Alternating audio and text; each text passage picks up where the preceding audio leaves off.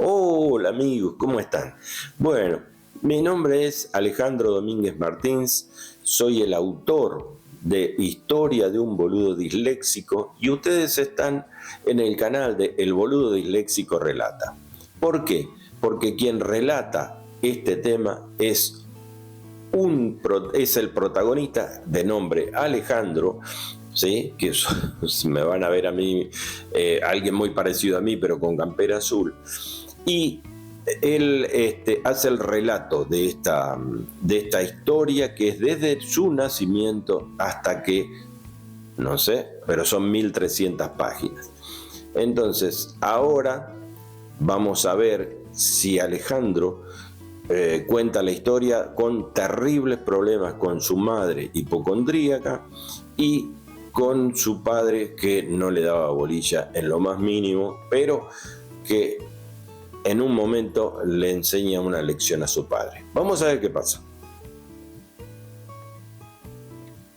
Hola amigos, ¿cómo están? Bueno, como ya les dijo el autor, yo soy Alejandro, el de la campera azul, soy el protagonista de este relato y soy quien va a hacer el relato, ¿verdad?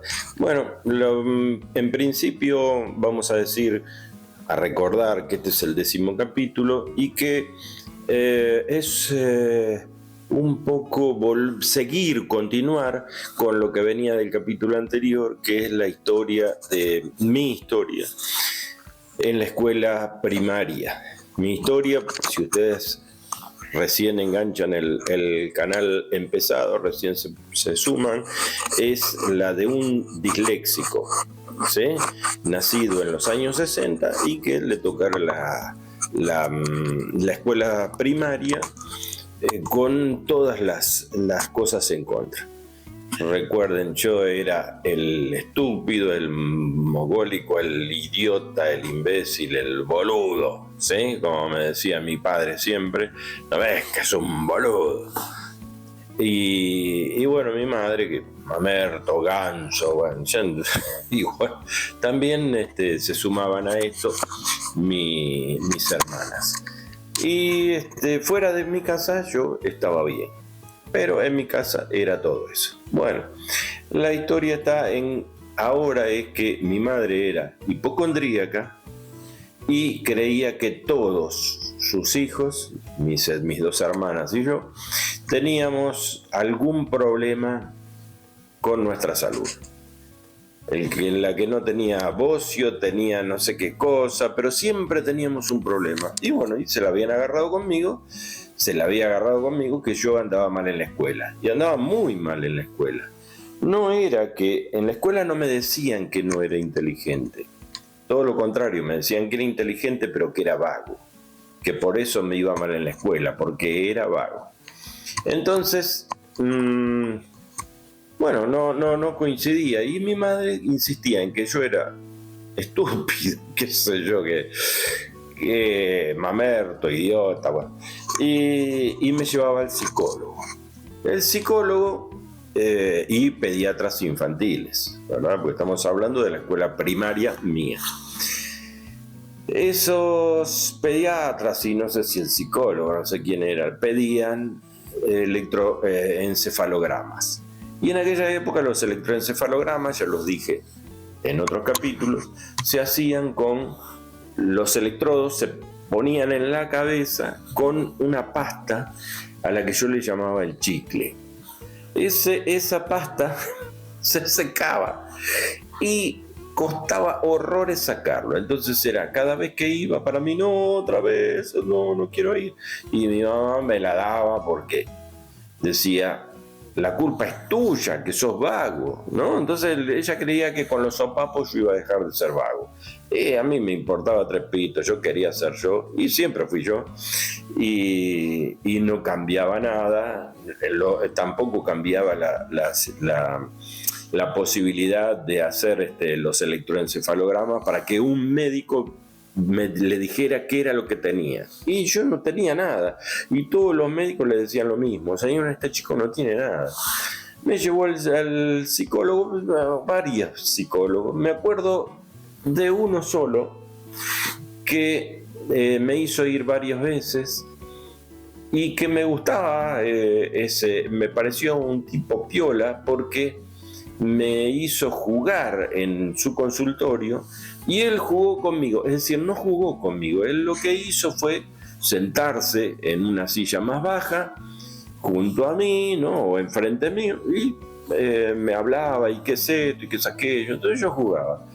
Bueno, fueron poquitas las sesiones que tuve que hacer eso, pero a mí me pareció, el tipo me pareció un hombre piola, porque encima era un tipo vestido de saco y corbata típico, típico de aquella época del psicólogo, ¿no? Saco marrón, corbata marrón, y era un ambo, no era un traje, ¿sí?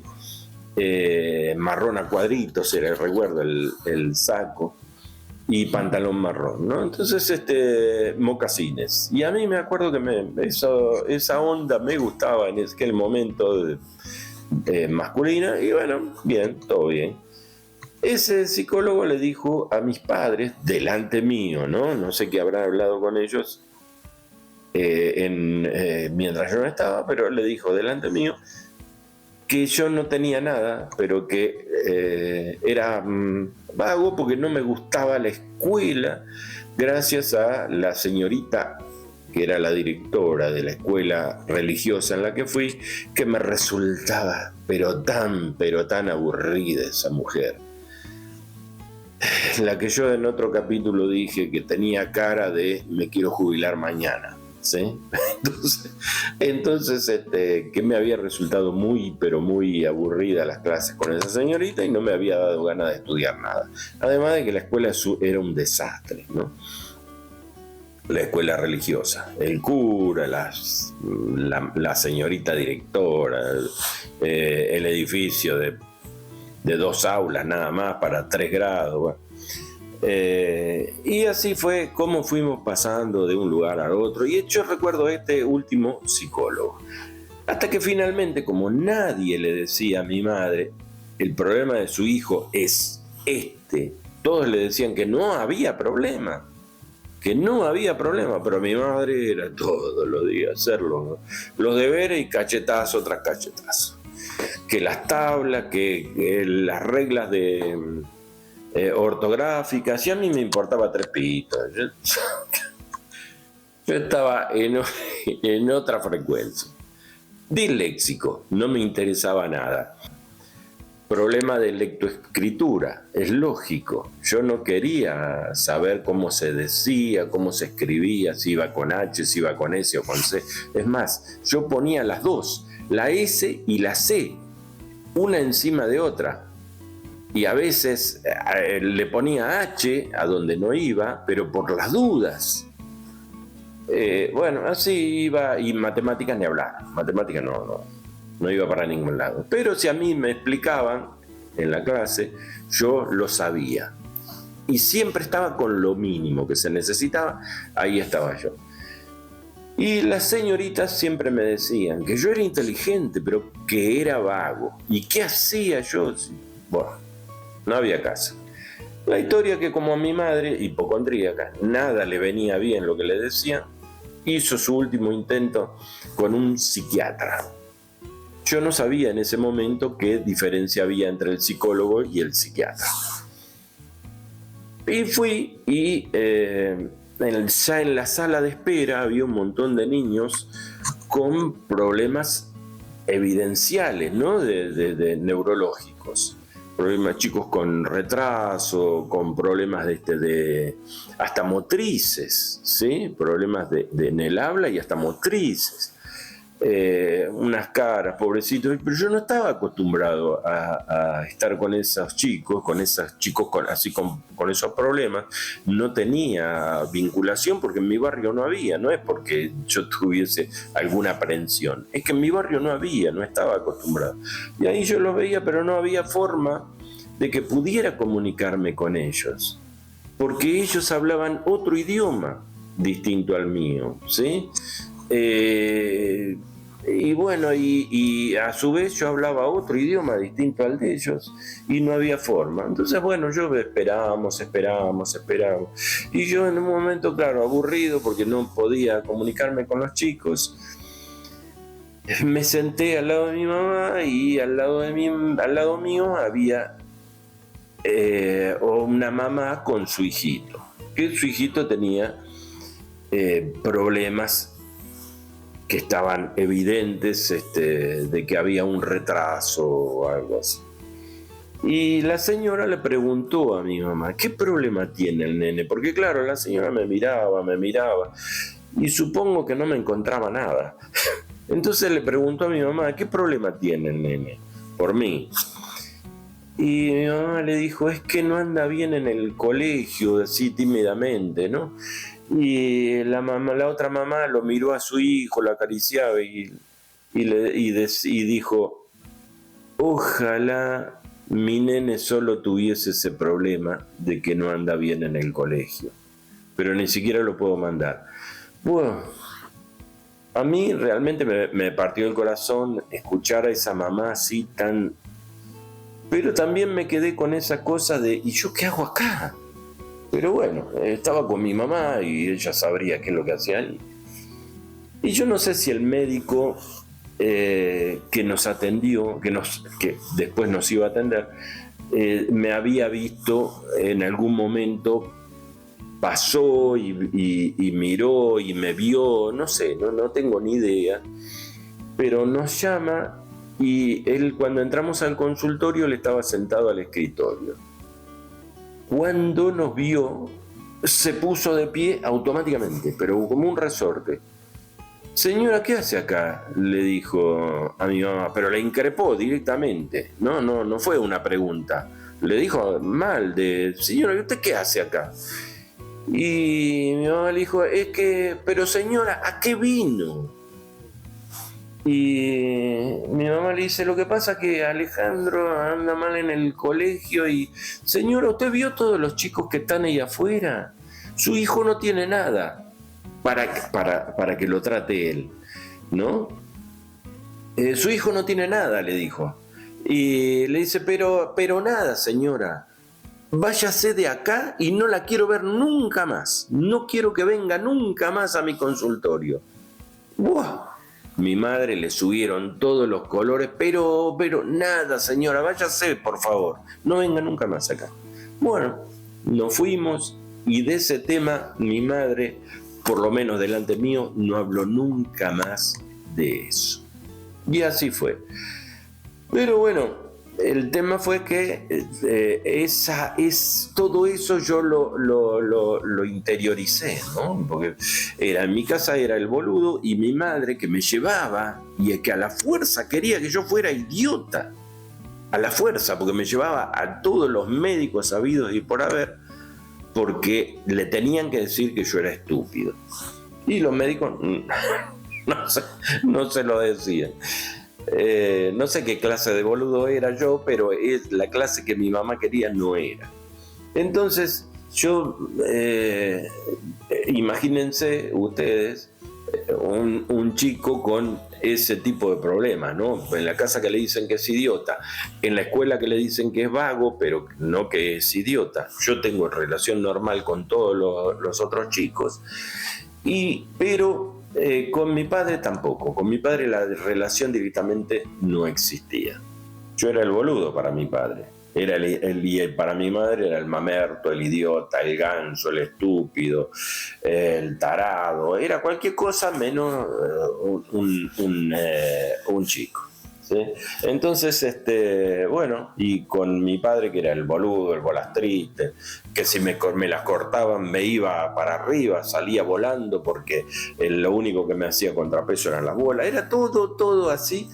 Y si yo le hacía una pregunta, yo lo veía hablando apasionadamente o normal, ¿no? Con mi madre, pero bien. Y le hacía una pregunta para entrar en tema, porque quería tener contacto con la parte masculina de mi casa, ¿no? Que era mi padre, era el único. Mi abuelo no estaba, pero cuando estaba era... no decía nada mi abuelo. Mi abuelo era un tipo piola, pero no decía nada, era parco. Entonces, cuando yo le decía algo a mi padre, que él estaba hablando bien, estaba hablando normal, mi padre me contestaba con monosílabos. Sí, no sé. Era todo así, cosa de no tener contacto conmigo, de que no existiera el diálogo. Y con mis hermanas era algo por el estilo. En mi casa mis hermanas no podían hacer absolutamente nada, y mis hermanas son las dos más grandes que yo eran, ¿no? Entonces no podían hacer absolutamente nada sin que él se quejara. Inclusivemente yo también, ¿no? Pero bueno, vamos a ir más adelante, vamos a seguir con eso. Esa falta de comunicación con mi padre me llevaba a mí a querer tener indefectiblemente una relación con lo que para cualquier pibe es el héroe, ¿no? Con el héroe masculino de la casa, que es el padre. Y no había caso. Un día mi padre había comprado un viejo Vauxhall modelo 40 y algo, uno redondeado, parecía un sombrerito de esos típicos inglés, de masculino, ¿no? Y había comprado uno de esos, el motor se fundió, qué sé yo, bueno, le hizo hacer el motor, le hizo cromar interiormente partes del motor y qué sé yo. Entonces después lo tenía que armar porque él era mecánico. Entonces lo empezó a armar, pero claro, era todo totalmente distinto a lo que él conocía de trabajar en la fábrica, y empezó a buscar cómo era, y bueno, y había que ponerlo a punto. Entonces, si usted entiende algo de mecánica, es el distribuidor se pone de una manera y después hay que ir girando el motor para que largue la chispa y saber cuál es el sentido de rotación y cuál abre primero, cuál segundo, ¿no? 1, 2, 3, eran 4 cilindros, pero había que saber cuál era el sentido de rotación. Entonces mi padre me dice: vení. Y bueno, yo, desesperado por tener un contacto con él, vení, me dice: tené el cable. Yo, como sabía que de esos cables salían chispas que iban a la bujía, porque lo había visto, le digo, lo agarré de un costado, ¿no? Y lo ponía cerca de un hierro. No, me dice: agarrá de la punta. ¿Cómo de la punta? Pero esto me va a patear. No te patea, ¿no ves que el auto no está parado y no sé qué? Bueno, me hizo un cuento. Bueno, yo lo agarré confiando que era mi papá. Y yo quería estar con él, ayudándolo, ¿no? Entonces agarré la punta y me pegó una patada.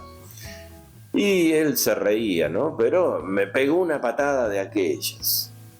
Y me acordé de todo lo que había aprendido de religión y de toda la familia y los antepasados en Europa y los aborígenes que había y todo. Me acordé de todo, pero no podía decir nada porque antes, delante de un padre, no se decía ni siquiera esa cosa tan argentina que es el boludo, ¿sí?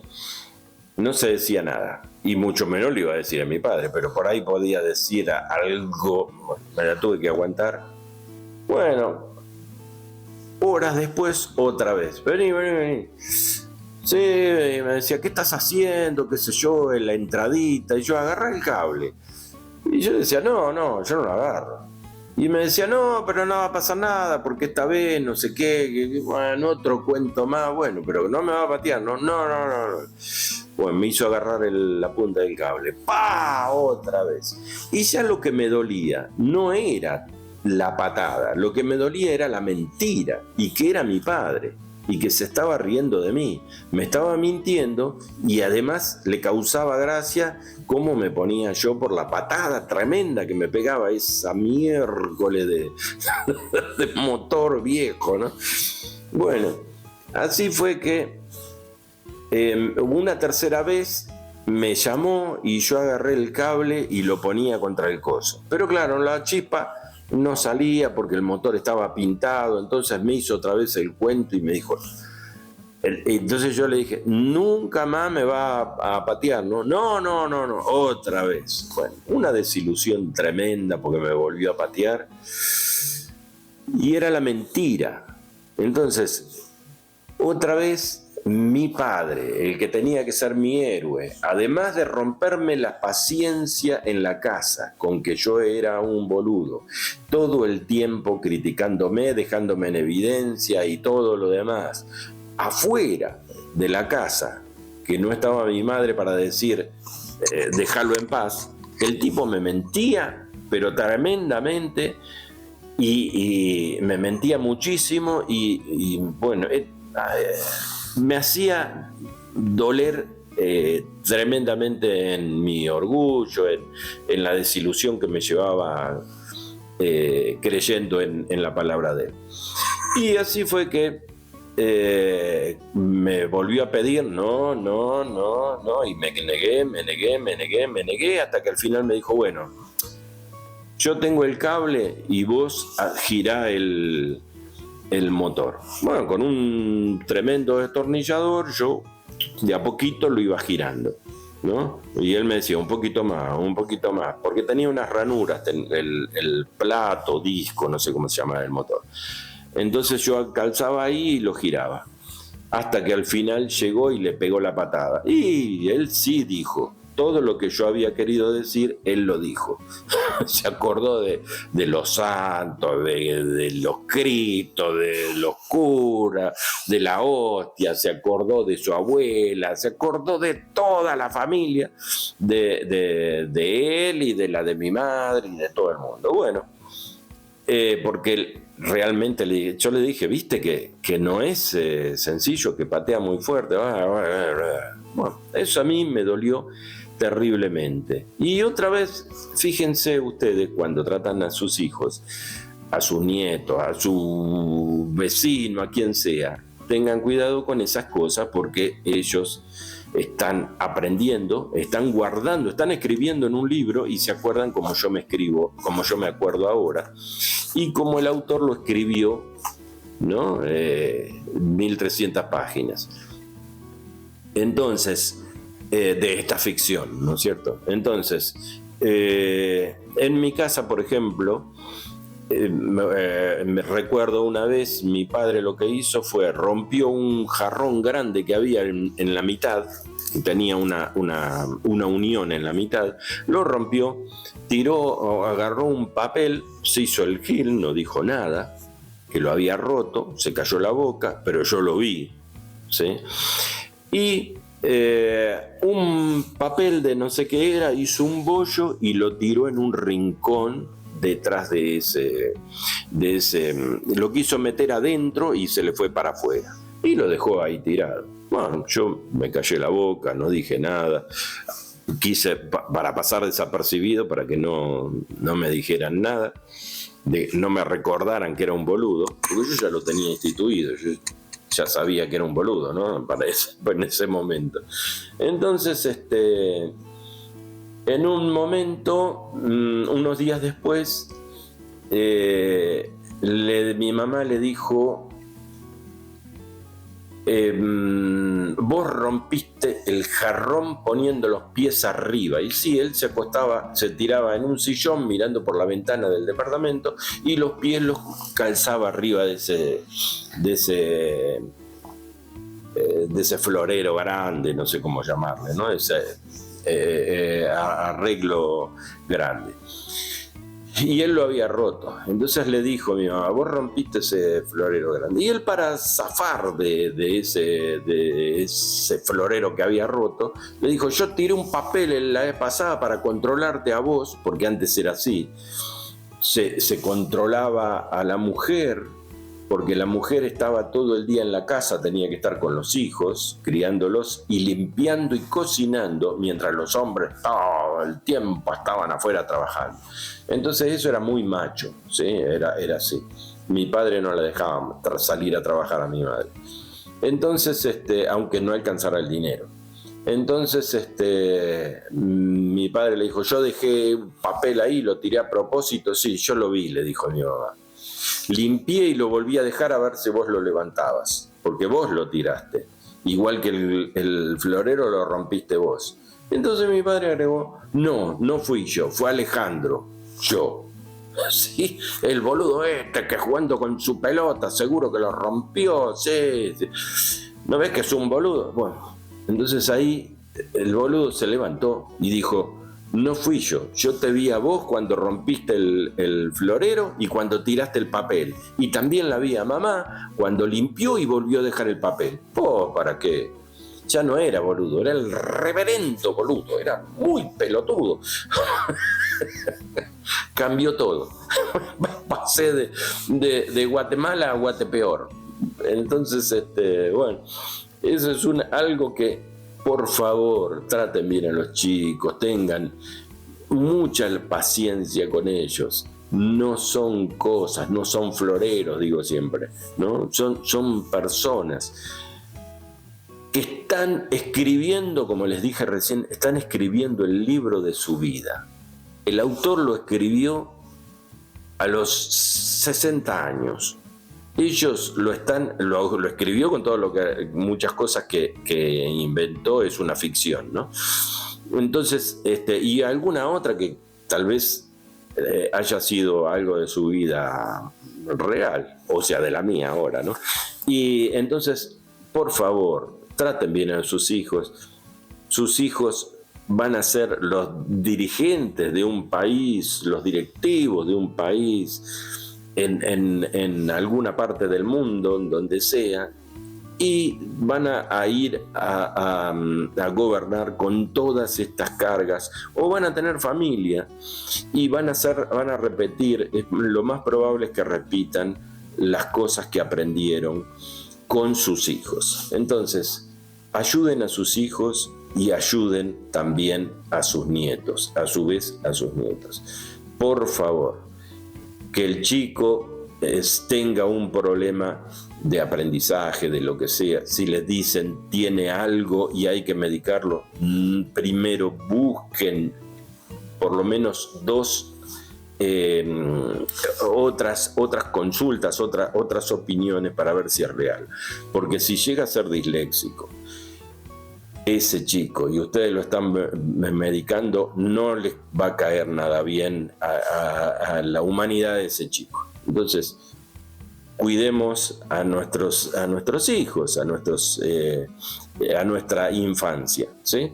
Entonces, bueno, yo hasta acá he llegado, no me queda más que decirles hasta el próximo capítulo. Bueno, amigos, aquí estamos otra vez yo, el autor, Alejandro Domínguez Martins. Ustedes estuvieron con Alejandro, con esta terrible historia que escribí para demostrar cómo fue la vida de los latinos, por lo menos, nacidos en la década del 60, que no se conocía en Latinoamérica, no se conocía qué era la dislexia y los tomaron por idiotas. Entonces van viendo cómo se desarrolla, van viendo los problemas que va teniendo y los problemas que va a tener el resto de su vida por haber sido criado así. Entonces, no me queda más que pedirle que se suscriban al canal. Hay un montón de gente que está mirando y no se está suscribiendo. Y a nosotros, los que nos está sirviendo, es que se suscriban. Necesitamos fondos para poder seguir adelante y si no se suscriben no hay fondos. Entonces, no sé qué es lo que está esperando ahora, que todavía no se suscribe. Sí, suscríbase, por favor, dele a la campanita para que le avise la campanita cada vez que saque algo yo. Y póngale un like. Si le da, todavía tiene ganas, póngale algo en la casilla de mensajes para que el algoritmo pueda trabajar bien y recomendárselo a más gente. Pero no deje de suscribirse. Suscríbase, por favor. No es mirar y nada más. para que yo pueda seguir con esto, necesito que usted se suscriba.